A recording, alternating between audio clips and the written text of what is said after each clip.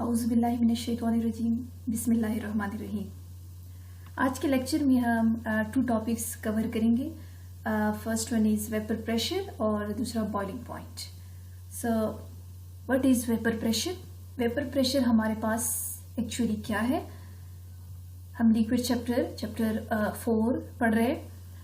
Vapour pressure, आप लोगों ने डायनेमिक इक्विलिब्रियम का नाम सुना होगा कि what is dynamic equilibrium. Evaporation में भी हम पढ़ चुके हैं कि एवेपोरेशन हमारे पास क्या है। तो dynamic equilibrium is actually rate of condensation. When rate of condensation is equal to rate of evaporation we call it dynamic equilibrium. अगर आप एक क्लोज कंटेनर को लेंगे और यहाँ आप देख रहे हैं कि आपके पास ये लिक्विड है, जब ये लिक्विड मॉलिक्यूल एनर्जी गेन करते हैं तो ये एवेपोरेट हो जाते हैं, हमारे पास लिक्विड से गैसियस या वेपर स्टेट में कन्वर्ट हो जाते हैं। और इसी तरह की जो मॉलिक्यूल यहाँ सरफेस से प्रेजेंट होते हैं, चूंकि ये क्लोज कंटेनर है तो इसमें बहुत सारे ऐसे मॉलिक्यूल है they strike with each other, और कुछ मॉलिक्यूल एनर्जी लूज कर लेते हैं और ये वापस लिक्विड स्टेट में आ जाते हैं, गैस से लिक्विड स्टेट में कन्वर्ट हो जाते हैं। और एक पॉइंट ऐसा आ जाता है जिसमें rate of condensation rate of evaporation की इक्वल हो जाती है। सो इसको कहा जाता है डायनेमिक इक्विलिब्रियम। ठीक है, हमने एक क्लोज कंटेनर लिया जिसमें मॉलिक्यूल जिसके हाई काइनेटिक एनर्जी थी वो एस्केप हो गए स्पेसेस, देखिए स्पेसेस अबव द लिक्विड यहाँ पर। और क्या होगा, जैसे जैसे number of molecules vapour phase में इंक्रीज होते गए, सो जो ये मॉलिक्यूल्स थे इनमें कुछ ऐसे मॉलिक्यूल थे जिसने स्ट्राइक किया लिक्विड सरफेस को और ये वापस आ गए लिक्विड स्टेट में, जिसको कंडेंसेशन कहा जाता है। और एक ऐसा स्टेज आता है जिसमें रेट ऑफ एवेपोरेशन इक्वल हो जाता है रेट ऑफ कंडेंसेशन की। सो इस फिनोमिना को कहते हैं डायनेमिक इक्विलिब्रियम। इसको क्या कहा जाता है? Dynamic equilibrium. The equilibrium vapour pressure is measured when dynamic equilibrium exists between condensation and evaporation. अब आते हैं हम proper definition की तरफ। So what is vapor pressure? So pressure exerted by vapor when it is in equilibrium with liquid we call it vapor pressure. जब vapours जो pressure exert करते हैं एक लिक्विड पे, जब वो इक्विलिब्रियम कंडीशन में होता है we call it vapour pressure. और we can say dynamic equilibrium, या we can say that when rate of condensation is equal to rate of evaporation. और pressure exerted by vapour in equilibrium with liquid at any temperature is called vapour pressure. Simple, बहुत simple है vapour pressure, evaporation और vapour pressure. अब इसके कुछ factors देखते हैं कि जो वेपर प्रेशर है ये कौन से फैक्टर्स पे डिपेंड करता है। सबसे पहले जो एक फैक्टर है हमारे पास वेपर प्रेशर की, वो यही है कि वेपर प्रेशर दो चीज़ों पे, दो फैक्टर्स है उस पर डिपेंड करता है। First one is intermolecular forces. Inter, I represent inter, molecular, देखिए capital M, molecular F mean forces, short इसको हम ऐसे ही डिनोट करते हैं इंटरमॉलिक्यूलर फोर्सेस को। और we can say nature of the liquid. यहाँ पर जैसे कि हमने एवेपोरेशन में पढ़ा था, जब एक लिक्विड के इंटरमॉलिक्यूलर फोर्सेस स्ट्रॉन्ग होंगे तो उसका क्या होगा, वेपर प्रेशर कम होगा। इनवर्स रिलेशन पाया जाता है एक नेचर ऑफ लिक्विड में, और we can say intermolecular forces और वेपर प्रेशर के दरमियान रिलेशन कौन सा है, इनवर्स है। अगर इंटरमॉलिक्यूलर फोर्सेस ज्यादा होंगे तो आपके पास वेपर प्रेशर कम होगा। जैसे एक एग्जांपल देखते हैं, वाटर का जो वेपर प्रेशर है वो देखिए सेम टेम्परेचर पे 25 ही है, यहाँ पर इसका जो वेपर प्रेशर है वो 24 है, और जो ईथर है उसका 537 है। क्योंकि जो वाटर है इसमें इंटरमॉलिक्यूलर फोर्स स्ट्रॉन्ग है, हाइड्रोजन बॉन्डिंग प्रेजेंट है, ईथर में लंडन डिस्पर्शन फोर्सेस है, और इसका जो इंटरमॉलिक्यूलर फोर्सेस है वो वीक है, जिसकी वजह से इसका वेपर प्रेशर हमारे पास ज्यादा है। सेकेंड जो फैक्टर है जिसपे वेपर प्रेशर डिपेंड करता है वो है टेम्परेचर। तो टेम्परेचर के साथ डायरेक्ट रिलेशन है। वो कैसे? देखिए वाटर जब 25 डिग्री सेंटीग्रेड पे इसका जो वेपर प्रेशर 24 है, जैसे जैसे टेम्परेचर इंक्रीज होता जाता है तो वेपर प्रेशर भी इंक्रीज हो रहा है। 50 पे 93, 80 पे 355, 100 पे 760। तो टेम्परेचर का जो रिलेशन है वेपर प्रेशर के साथ वो डायरेक्ट है, और नेचर और इंटरमॉलिक्यूलर फोर्सेस के साथ इनवर्स है। तो हमें इससे ये कंक्लूड हुआ कि जो वेपर प्रेशर है वो दो फैक्टर्स पे डिपेंड करता है, इंटरमॉलिक्यूलर फोर्सेस एंड टेम्परेचर। और यहाँ जो इम्पोर्टेंट बात है वो यही है कि जो वेपर प्रेशर है हमारे पास वो सरफेस एरिया पे डिपेंड नहीं करता जैसे कि एवेपोरेशन कर रहा था, ठीक है।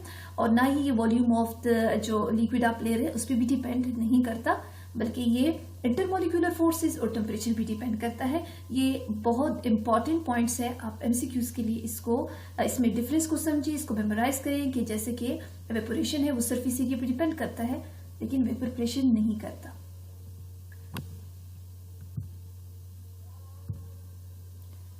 ठीक है, dynamic equilibrium, I hope you understand. Rate of condensation equal to rate of evaporation. Evaporation आपने देखा कि आपके पास जो लिक्विड से स्टेट से गैसियस स्टेट में कन्वर्ट हो गए।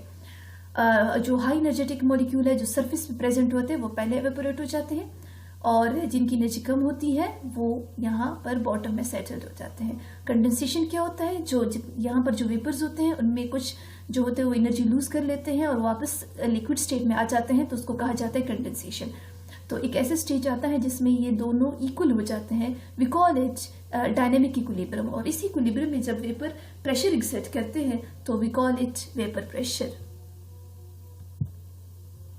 वेपर प्रेशर को टू मेथड से हम मेजर कर सकते हैं। First one is volumetric method और we can say barometric method, और दूसरा जो है वो मैनोमेट्रिक मेथड है। इन दोनों को डिस्कस करते हैं कि हम वेपर प्रेशर को कैसे मेजर कर सकते हैं। देखिए, बैरोमीटर जो है हमारे पास एक सिंपल मेथड है वेपर प्रेशर को फाइंड करने के लिए। इसमें यही होता है कि हम एक 100 मिलीमीटर जो है एक लॉन्ग ग्लास ट्यूब ले लेते हैं और एक आपके पास यहाँ डिश है, डिश को भी मर्करी से फिलअप करते हैं और जो आपके पास ये ग्लास ट्यूब है उसको भी फिल करते हैं। तो बहुत सिंपल मेथड है। इसमें हम अगर डालना चाहें कि दूसरा लिक्विड, जैसे कि यहाँ आपको ए बी दोनों में नजर आ रहे हैं, यहाँ वाटर, इसको जो है एज ए लिक्विड यहाँ लिया हुआ टेस्ट लिक्विड, और दूसरे में जो है आपके पास इथाइल अल्कोहल को लिया हुआ है, और थर्ड ट्यूब में आपके पास डाई इथाइल ईथर को लिया गया है, ठीक है। तो इसमें हम यहाँ जो इसका जो एंड है ग्लास ट्यूब का, यहाँ पर जो भी आप टेस्ट लिक्विड लेना चाहे, वाटर ले, आप एथेनॉल ले या डाई इथाइल ईथर ले ले, इसको यहाँ पर इसके जो एंड है यहाँ पर इसको डाला जाता है और यही लिक्विड में जो मर्करी कॉलम है इसमें राइज हो जाता है। लेकिन टेस्ट लिक्विड को डालने से पहले इसकी जो हाइट है इसको मेजर किया जाता है। उसके बाद जब टेस्ट लिक्विड इसमें डाल देते हैं तो यहाँ इस एंड से वो जो टेस्ट लिक्विड डालते हैं तो ये राइज अप कर लेते हैं, और थोड़ा टाइम के बाद यहाँ पर जो वेपर प्रेशर है, जो वेपर्स है वो प्रेशर एक्सर्ट करते हैं, जिसकी वजह से ये मर्करी कॉलम में ये डाउन हो जाता है। तब उसके बाद हम हाइट मेजर कर लेते हैं यहाँ कॉलम की, और उसके बाद जो डिफरेंस आ जाता है डेल्टा एच, जो मर्करी का पहले जो ओरिजिनल उसका जो कॉलम था और इसके बाद जब एक न्यू आ जाता है, तो इस डिफरेंस से हम इजीली जो है एक वेपर प्रेशर को मेजर कर सकते हैं। सिंपल प्रोसीजर है, क्या करते हैं, एक ग्लास ट्यूब लेते हैं 1 मीटर, उसको मर्करी से फिलअप करते हैं और फिर एक डिश जिसमें हमने मर्करी डाला होता है उसमें इन्वर्ट कर लेते हैं। Then mercury column in the tube जो है वो fall till the mercury supported by atmospheric pressure, वो क्या होता है 760। फिर with the help of dropper introduce small quantity of liquid, वो आप ईथर भी डाल सकते, जो भी आप डालना चाहिए यहाँ पर हम डालते, ठीक है, into the lower end of the tube.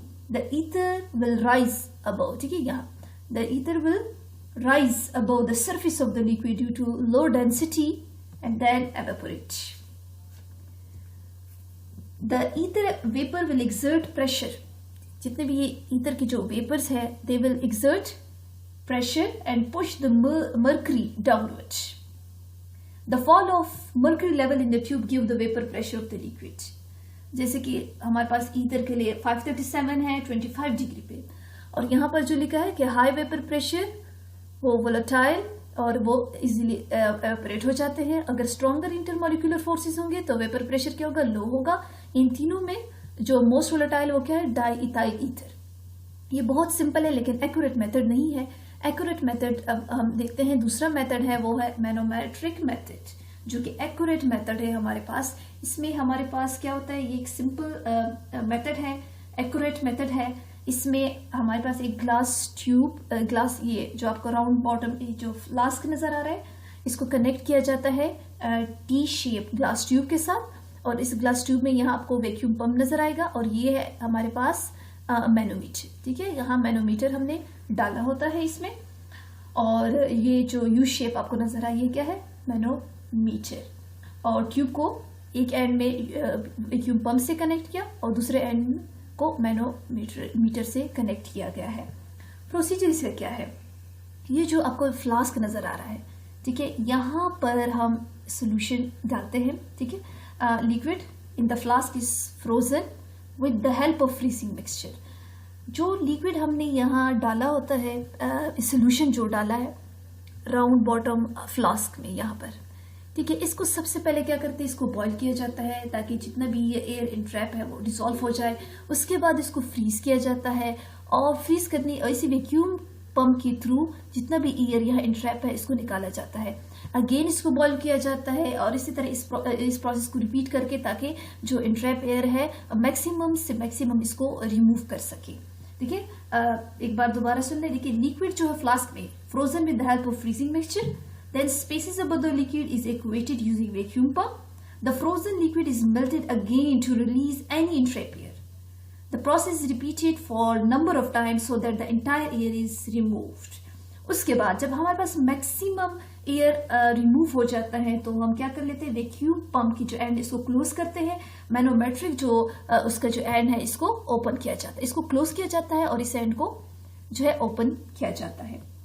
Now क्या हो जाता है, एवेपोरेशन, जो जितनी भी ये लिक्विड है ये इस तरफ आना शुरू हो जाते हैं। इनकी जो वेपर्स है, on evaporation of the liquid vapour exert pressure on mercury column. जब यहाँ पर वेपर ट्रेवल करते हैं, यहाँ पर आते हैं तो ये क्या करते हैं, ये वेपर प्रेशर, ये जो लिक्विड जो मर्करी कॉलम है इस पर प्रेशर एक्सर्ट करते हैं and also they exert pressure against atmospheric pressure. कुछ टाइम के बाद इक्विलिब्रियम स्टेब्लिश हो जाता है और कोई चेंज नजर नहीं आता और no mercury height is further absorb. So जो डिफरेंस आ जाता है मर्करी कॉलम में, जो पहले मर्करी कॉलम का जो हाइट था उसको नोट किया जाता है। उसके बाद जब उसके प्रेशर जो उस पर एक्सर्ट आ जाता है, जो उसके हाइट में चेंज आती है उसको नोट किया जाता है। इस डिफरेंस से हम इजीली वेपर प्रेशर को मेजर कर सकते हैं। देखिए, वेपर प्रेशर ये पी किसको रिप्रेजेंट कर रहा है, आपके पास ये है एटमॉस्फेरिक प्रेशर और डेल्टा एच, ये difference in the height of mercury column. देखिए, एक बार दोबारा सुन लें, ये जो आपके पास है फ्लास्क, ठीक है, इसको टी शेप ट्यूब से कनेक्ट किया गया है, टी शेप ग्लास ट्यूब के साथ कनेक्ट किया है और यहाँ जो यू शेप आपको नजर आई है मैनोमीटर। यहाँ पर जो हमने सोल्यूशन लिया इसको पहले बॉईल किया जाता है ताकि जितने भी इंट्रैप एयर है इसको डिसॉल्व कर सके। उसके बाद इसको फ्रीजन, इसको फ्रोज किया जाता है और वैक्यूम पंप के थ्रू जो यहाँ आपको नजर आ रहा है इंट्रैप एयर को रिमूव करते हैं। इस तरह इस प्रोसेस को रिपीट करते हैं ताकि मैक्सिमम एयर को रिमूव किया जा सके। उसके बाद जब मैक्सिमम एयर रिमूव हो जाता है तो वैक्यूम पंप जो यहाँ आपको नजर आ रहा है इसको क्लोज किया जाता है और इस एंड को, इसको मैनोमीटर को ओपन किया जाता है। तो ये जो वेपर्स है वो ट्रेवल करते हैं, यहाँ आ जाते हैं और ये जो वेपर आपको नजर आ रहे हैं ये मर्करी कॉलम पे प्रेशर एक्सर्ट करते हैं, जिसकी वजह से जो मर्करी कॉलम की जो हाइट है उसमें आपके पास चेंज आ जाती है। ये थर्मोस्टेट ये हम यहाँ पर स्केल से भी आप मेजर कर सकते हैं और यहाँ पर भी थर्मोमीटर रखा जा सकता है। इसकी वजह से भी आप इजीली जो है वेपर प्रेशर को मेजर कर सकते हैं। Height of the mercury column जो है इसको हम कर सकते हैं, लेकिन थर्मोस्टेट को एक पर्टिकुलर टेम्परेचर पे उसको सेट करना पड़ता है। जैसे जैसे वेपरेशन लिक्विड की होती है प्रेशर एक्सर्ट होता है मर्करी कॉलम पे और अगेंस्ट एटमॉस्फेरिक प्रेशर, और कुछ टाइम के बाद जब इक्विलिब्रियम स्टेब्लिश हो जाता है तो कोई चेंज आपको मर्करी हाइट में ऑब्जर्व नहीं आएगी। सो मर्करी कॉलम जो है उसकी हाइट वो वहीं पर कांस्टेंट हो जाती है, वहां पर रुक जाती है। तो जो डिफरेंस आ जाता है हाइट में मर्करी कॉलम में, उसका पहले हाइट और बाद में जो वेपर प्रेशर ने एक्सर्ट किया उसकी वजह से जो हाइट में चेंज आई, इन दोनों के डिफरेंस से आपके पास क्या आ जाता है, वेपर प्रेशर। तो वेपर प्रेशर को इस तरीके से कैसे मेजर करेंगे, एटमॉस्फेरिक प्रेशर और plus change in the height of the mercury column. ये हमारे पास वेपर प्रेशर, उसको कैसे मेजर करते हैं, इनके दोनों मेथड। आप मेथड को जरूर याद रखें, एमसीक्यूज में आ सकते हैं, इंपॉर्टेंट है। अब कुछ एमसीक्यूज देखते हैं इससे रिलेटेड। देखिए, what does vapour pressure of the solvent containing non volatile solute in a close system directly vary with, so ये जो हमारे पास वेपर प्रेशर है सॉल्वेंट का, इसमें नॉन वोलेटाइल सोल्यूट होते हैं, ये क्या करते हैं, वेरी करते हैं with the mole fraction of a solvent. आपके पास ऑप्शन है mole fraction of solute, mole fraction of a solvent, molarity of solute, molarity of solvent. तो यहाँ आपको एक्सप्लेनेशन गिवन है कि क्यों मोल फ्रैक्शन ऑफ सॉल्वेंट पे ये डिपेंड करता है। देखिए, more the solute lower is the vapour pressure of the solvent when compared to that when it is in its purest form. In case of greater amount of non-volatile solute, more solvent can be added to increase the vapor pressure. Therefore, it is always directly proportional to the molar fraction of the solvent. बहुत important point है यहाँ पर, आप इसको देखिए जरूर। अब आते हैं हम एक दूसरे MCQs की तरफ। What is the boiling point of water? देखिए, यहाँ आपसे बॉइलिंग पॉइंट ऑफ वाटर के बारे में पूछा गया है। सेंटीग्रेड में हमें पता है कि 100 सेंटीग्रेड पे आपके पास बॉयल होता है, लेकिन अगर आप यहाँ ऑप्शन को देखेंगे तो आपके पास ऑप्शन है 100 फ़ारेनहाइट, 671.67, दूसरी स्केल में आपको गिवन है जिसको कहा जाता है, देखिए, रैनकाइन स्केल, 373 सेंटीग्रेड और 212। तो इसको इन ऑप्शन में आपको कैसे फाइंड करेंगे कि बॉइलिंग पॉइंट ऑफ वाटर क्या है, तो आप इस फार्मूले को यूज करेंगे। सारी एक्सप्लेनेशन यहाँ गिवन है।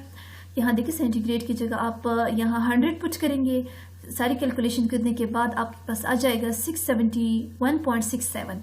सो करेक्ट ऑप्शन इज बी। ऐसे MCQs, कुछ कॉम्प्लिकेटेड MCQs भी आते हैं, तो आप बाकी यूनिट्स को भी स्टडी करें। फ़ारेनहाइट और जितने हमने सेंटीग्रेड स्केल्स तो पढ़ चुके हैं, सिंपल स्केल्स हैं, लेकिन बाकी स्केल्स को भी आप थोड़ा सा मेमोराइज कर लें। वेपर प्रेशर, एवेपोरेशन टॉपिक जो है वो हो गए, और आज के टॉपिक में चूंकि हम एवेपोरेशन और बॉइलिंग पॉइंट को डिस्कस करेंगे। वेपर प्रेशर डिस्कस हो चुका है, अब आते हैं what is boiling point. Boiling point, जैसे कि हम वाटर का आप ये नाम सुनते रहे कि what is boiling point. Boiling point water का 100 है, बाकी स्केल्स में भी हम देख चुके हैं। अब बॉइलिंग पॉइंट है क्या चीज? जब हमारे पास टेम्परेचर, वो टेम्परेचर जिसमें वेपर प्रेशर लिक्विड का इक्वल हो जाता है एटमॉस्फेरिक प्रेशर की, जूनियर क्लासेस में जो प्रीवियस ग्रेड्स में आप पढ़ चुके हैं, तो उसको कहा जाता है बॉइलिंग पॉइंट। अब आते हैं कि आपके पास ये बॉइलिंग पॉइंट क्या चीज है। सो यू सी, यहाँ इस चीज से भी आप अंदाजा लगा सकते हैं कि हमने जैसे डिफाइन किया कि आप हमारे पास जो बॉइलिंग पॉइंट है, बॉइलिंग पॉइंट क्या है? Temperature at which vapour pressure of the liquid becomes equal to atmospheric pressure और एक्सटर्नल प्रेशर। जब एक लिक्विड का एक्सटर्नल प्रेशर, जब उसका जो टेम्परेचर है वेपर प्रेशर का, वो टेम्परेचर जिसमें वेपर प्रेशर जो लिक्विड के हैं वो इक्वल हो जाते हैं एटमॉस्फेरिक प्रेशर के, उसको हम कहते हैं बॉइलिंग पॉइंट। यहाँ भी आप देख सकते हैं ये जो when this vapor pressure reach the point where it's equal to the external pressure, so वो लिक्विड आपके पास बॉइलिंग स्टार्ट कर लेता है। देखिए, at boiling point kinetic energy of the molecule become maximum, temperature remain constant at boiling point. जब हम एक लिक्विड को हीट करते हैं तो उसका वेपर प्रेशर इंक्रीज होता है। एक ऐसे टेम्परेचर आता है जिसमें वेपर प्रेशर इक्वल हो जाता है एटमॉस्फेरिक प्रेशर पे, और इसी स्टेज पे लिक्विड स्टार्ट करता है बॉइलिंग, और बॉइलिंग पॉइंट पे काइनेटिक एनर्जी मॉलिक्यूल की मैक्सिमम होती है। और जब आप फर्दर हीटिंग देंगे तो टेम्परेचर, देखिए, any further heating at this stage will not increase the temperature, but this heat will use to break the intermolecular forces and convert the liquid into vapour state. This is the reason that temperature of the liquid at its boiling point remain constant। जो ये point था, ठीक है, second point, इसका reason भी यही है कि अगर आपके पास एक ऐसा स्टेज आता है जिसमें बॉइलिंग पॉइंट में आप उसको फर्दर हीट करेंगे, टेम्परेचर इंक्रीज नहीं होगा बल्कि वो एनर्जी यूज होगी इंटरमॉलिक्यूलर फोर्सेस की ब्रेकडाउन में, ताकि लिक्विड जो है वो कन्वर्ट हो सके इजिली वेपर में। इसी वजह से बॉइलिंग पॉइंट पे जो टेम्परेचर ऑफ द लिक्विड और बॉइलिंग पॉइंट है वो क्या हो जाता है, इसमें remain constant.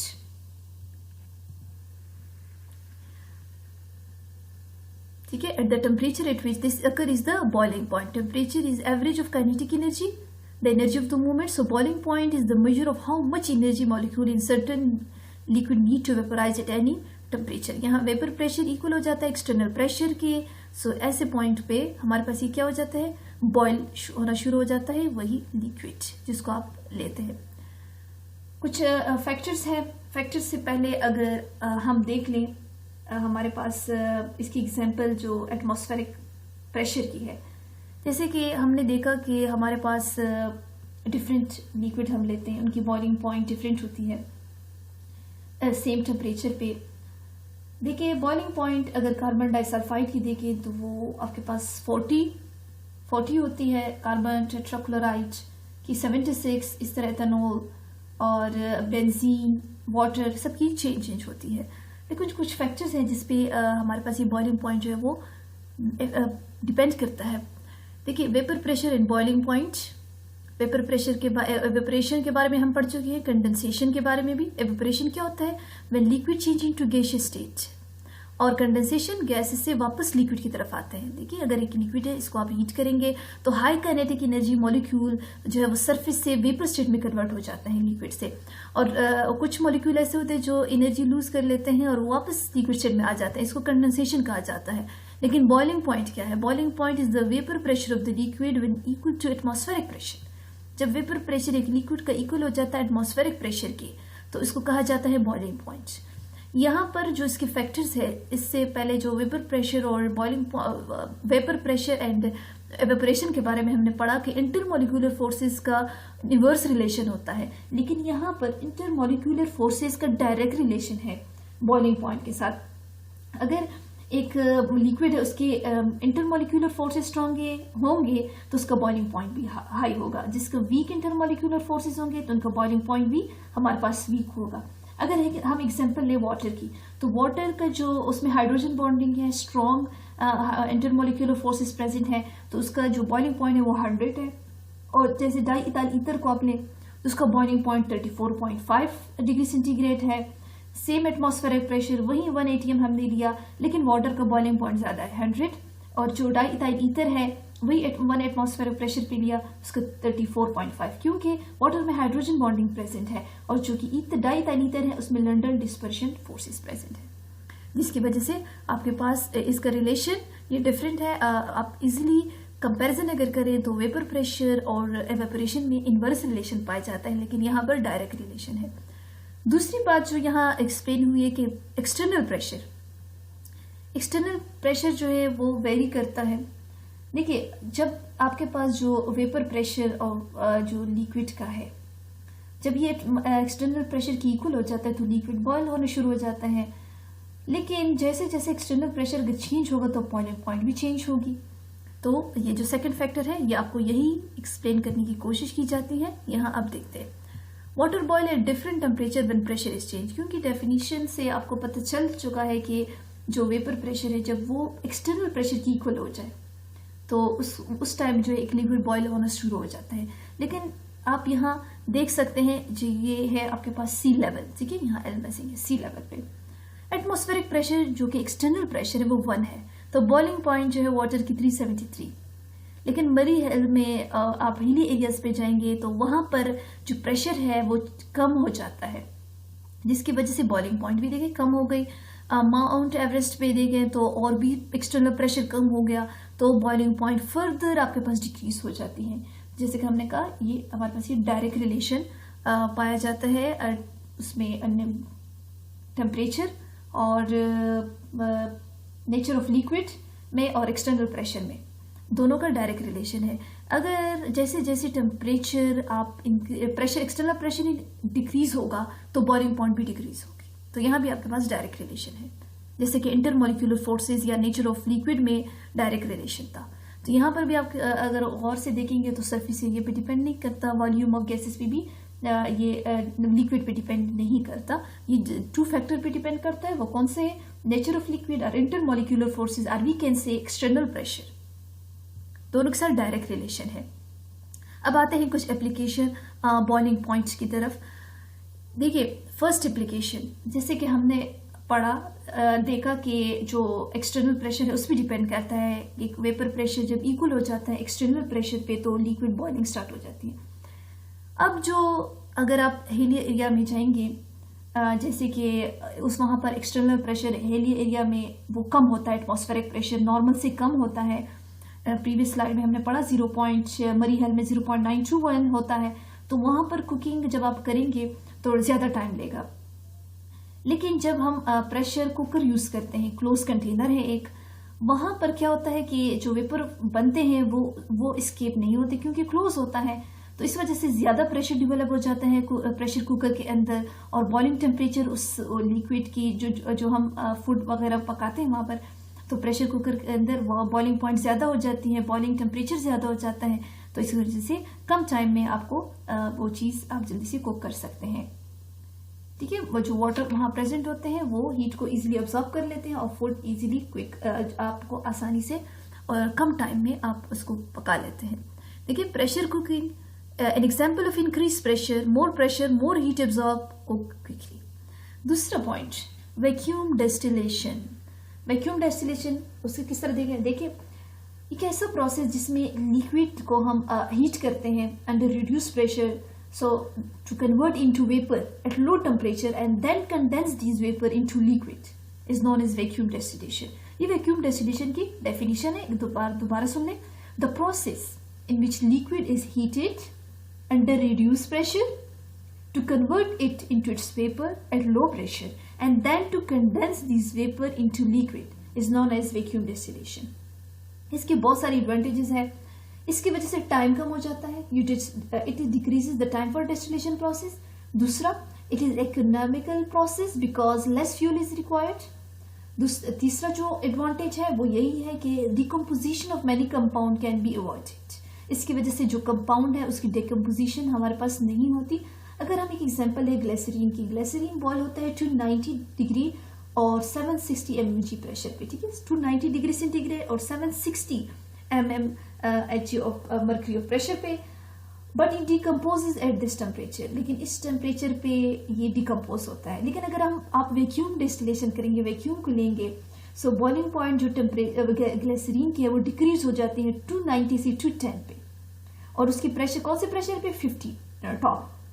So you can say that it is distilled eight this temperature without decomposition and hence can be purified. इसलिए जो कंपाउंड है उनकी डिकम्पोजिशन नहीं होती और एक कम प्रेशर पे ये आपके पास क्या हो जाते हैं, इनकी एक कम टेम्परेचर कम प्रेशर पे इजीली आपके पास ये बॉयल हो जाते हैं। और सो वैक्यूम डिस्टिलेशन भी आपके पास एक एप्लीकेशन है बॉइलिंग पॉइंट की।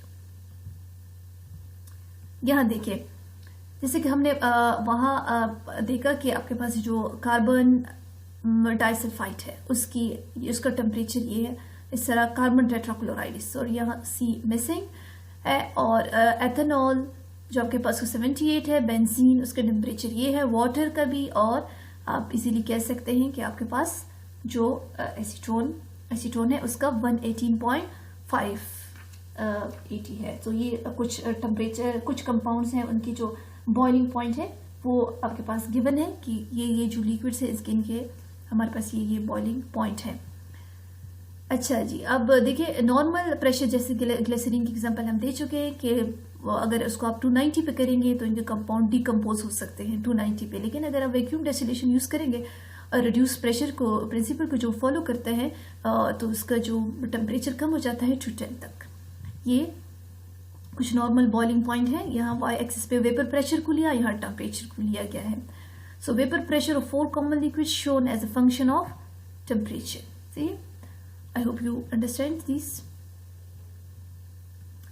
डिस्टिलेशन का जो एडवांटेज वो हम पढ़ चुके हैं कि ये जो टाइम को रिड्यूस कर लेता है और थर्मल डिकम्पोजिशन इसकी वजह से भी हमारे पास कम हो जाती है।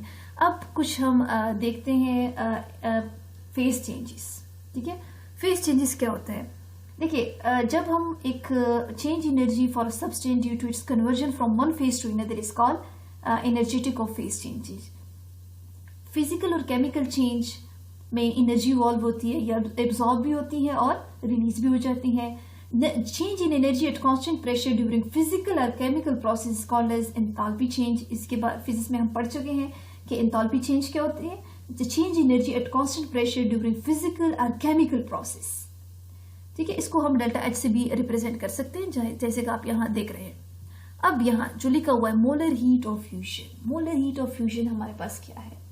molar heat of fusion is actually the amount of heat absorbed when 1 mole of a solid is converted into liquid form at its melting point.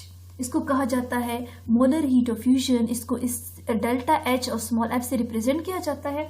और molar heat of fusion for ice is 6 kilojoule per mole. ठीक है.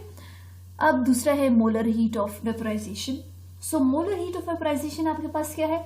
Amount of heat absorb when 1 mole of a liquid is converted into its vapour at its boiling point. इसको कहा जाता है molar heat of vaporisation. Delta H यहाँ इससे आपको ये डिनोट होता है. और हीट का मोलर हीट ऑफ वेपराइजेशन क्या है? 40.7 किलोजूल पर मोल. किलोजूल पर मोल. तीसरा जो आप देख रहे हैं molar heat of sublimation. Heat of sublimation या मोलर हीट ऑफ सब्लिमेशन आपके पास क्या है? Amount of heat absorb when 1 mole of a solid is converted directly into vapour. इसको कहा जाता है मोलर हीट ऑफ सब्लिमेशन.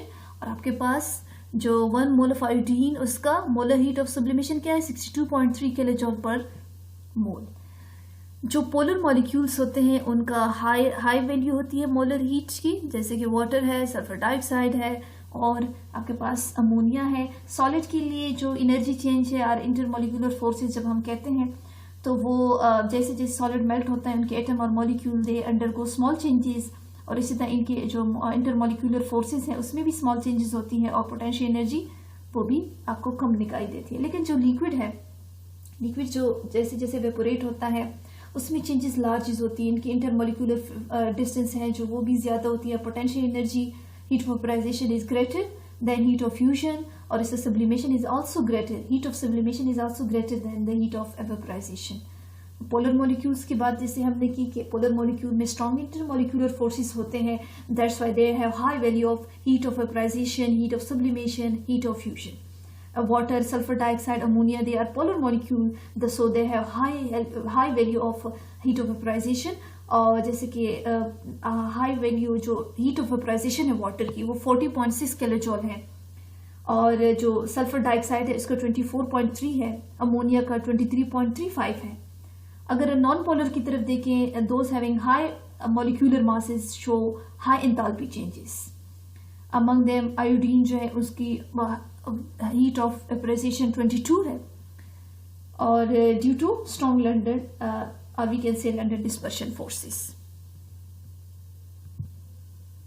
अब कुछ एमसीक्यूज देखते हैं इससे related. The molar heat of vaporisation for water is, आपके पास क्या हो सकता है? जैसे कि अभी प्रीवियस स्लाइड्स में पढ़ा 40.79 जो है हमारे पास मोलर हीट ऑफ वेपराइजेशन है. और ऑप्शन भी गिवन है 31, 59, 9.2. लेकिन यहाँ आपको पूरी एक्सप्लेनेशन गिवन है. Molar heat of vaporisation of water is 40. Vapour pressure in boiling point of substance can be affected by presence of dissolve impurity और सॉल्यूट और other miscible compound. The degree of effect depending on the concentration of impurities और other compound. Important main point है. एक दूसरी example देखते हैं. MCQs for a given substance choose the correct statement. Heat of fusion is greater than heat of vaporization, or heat of fusion is equal to heat of vaporization. Heat of fusion is smaller than heat of vaporization. None of the above or we can say mention. So for a given substance, जो भी substance आपको given होगा, heat of fusion is smaller than heat of vaporization. एक last MCQs. Select the incorrect statement from the following options. Option A, methane and argon have weak dispersion forces, so their boiling point is low. Diethyl ether has dipole moment and dipole forces account for its moderately high boiling point. Water and ethanol have hydrogen bonding and hence they possess high boiling point. Mercury has weak metallic bonding which is responsible for its low boiling point. देखिए ये जितने भी यहाँ option है आपको पता है कि मर्करी है weak metallic bonding which is responsible for its low boiling point. ठीक है. All the other option are correct. Methane and argon have weak dispersion forces, so their boiling point is low. Diethyl ether has dipole moment and the dipole forces account for its moderately high boiling point. water and ethanol have strong hydrogen bonding, hence they possess high boiling point. So correct option, जो incorrect option in सब में है वो D है। तो आप इसको देखेंगे, जो ये वाले एमसीक्यूज है, जो लास्ट वन, देखिए आपको जो भी सब्सटेंस गिवन होगा आप उस वहां देखेंगे कि आपके पास कौन सा ऑप्शन यहाँ करेक्ट है। सो इस एमसीक्यूज में आप कंफ्यूज ना हो, जो सब्सटेंस गिवन है उसके मुताबिक आप हीट ऑफ फ्यूजन और वेपराइजेशन देख सकते हैं। That's all about today's lecture. ये जो सेकंड लास्ट एमसीक्यूज है, ठीक है, थोड़ा सा इसमें कंफ्यूजन आपको सब्सटेंस गिवन होगा, ठीक है। That's all about today's lecture. I hope you understand. Thanks. समझ ना आए तो आप पूछ सकते हैं।